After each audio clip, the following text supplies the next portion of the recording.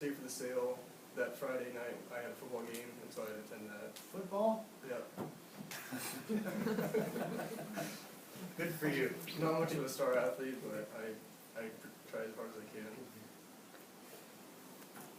Well, let's hear a little bit about how you attack a job. Tell me about a time when you had to do a job that wasn't too exciting, and how you were able to work your way through that. Well, last summer, I had to work for my father at one of his sites in Ames. It's a tree dump site, and what his company does is get organic material as like tree waste and leaf waste, and they had a dump day. And the people in the city of Ames was able to have people bring their yard waste and bring them to the site. And for the start of the day, my dad was there and he was helping us out and stuff and being in charge. And then, well, he had to leave.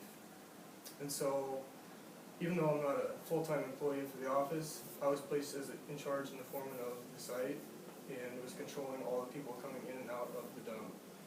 And so, we had a payloader that broke down. The drive shaft went out, and so I had to decide if we were going to either rent a payloader or a skidster or something to move the piles with. And I was able to properly change our paths of the ways we were unloading tree waste and stuff to our piles, and just have a different lineup of vehicles coming in and all unloading at once instead of using a payloader. Well, you made that sound kind of interesting. Maybe you should try something less interesting. Well, No, don't do that. that's a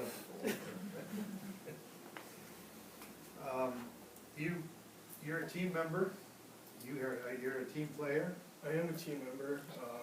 Going back to the cattle side, when we're at a show or something, you have to work as a team. And by doing that, I mean, one person can fit a calf by themselves, but it's a lot smoother to work with 4 or 5, even maybe more people on fitting the calf. You can have a person on each leg even, person doing the back and person doing the tailhead. And you have to be able to say, if you're doing a show side leg, you got to be able to communicate with the person doing the non-show side leg and making sure they look the same, and so it looks like a complete animal. I was going to ask you for a specific example, but I think you read my cheat sheet already. So good job. Are you pretty creative in what you do? Yeah, I'd like to say I am. For an example of being creative, for our herd, we just got into AIing, and this past year we did, and we had no idea what to breed to, and so we just said, hey, this would probably make a cool looking offspring calf, and so we just AI'd it, and then chose what to breed to, and we'll see this spring, I guess, but hopefully it was a good idea. I don't know if I approve of Well, the it's shotgun approach. I don't really. I mean, we don't really know what cows and what bulls what we should breed our cows to with our bulls, because they're not really the show type. They're just a cow calf, I guess. They're not purebreds, and so it's not as easy to work with. I'm not being critical. Tell me about a time when you were in a situation where a problem popped up, and how you went about to resolve it. Ooh. Time there was a problem.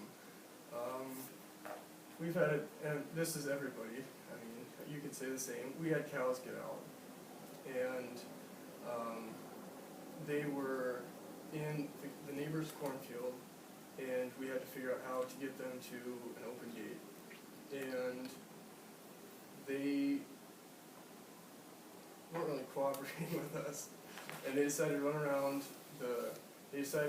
run around the whole fence, and so we had to let them in the front of the house, in the front side of the farm, and the one gates over there.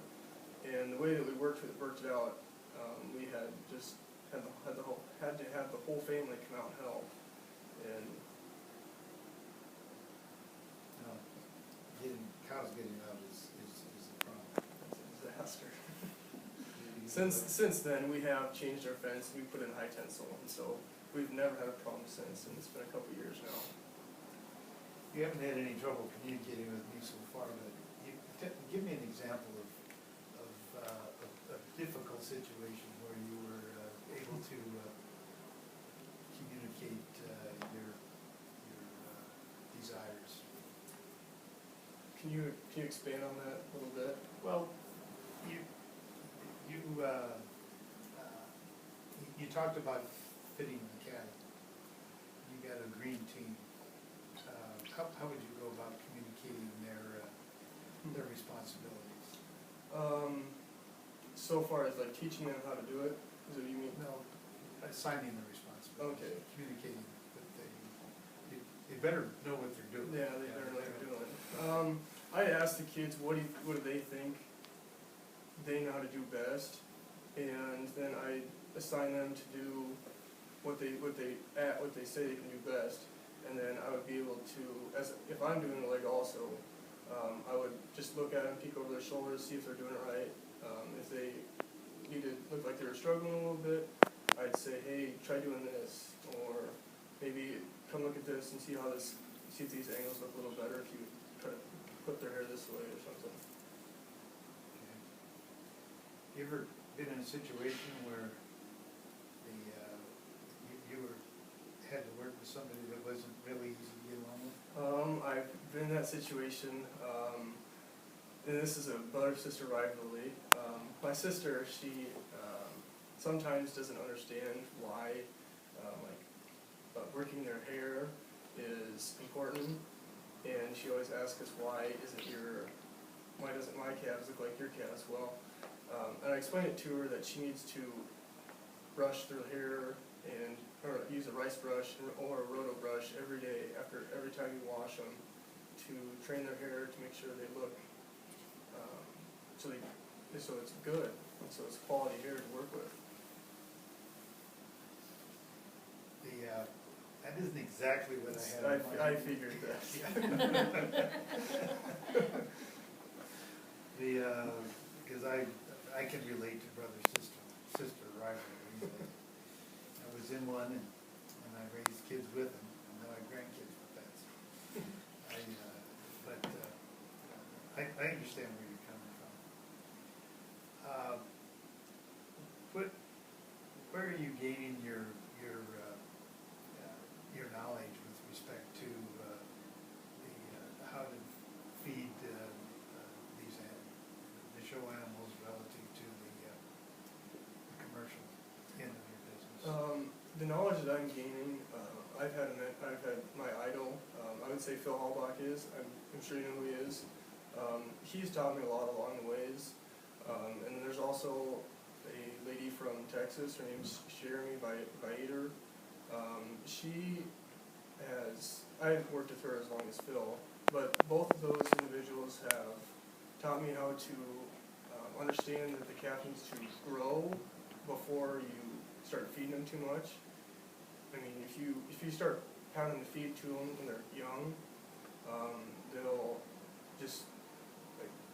get too big and they won't be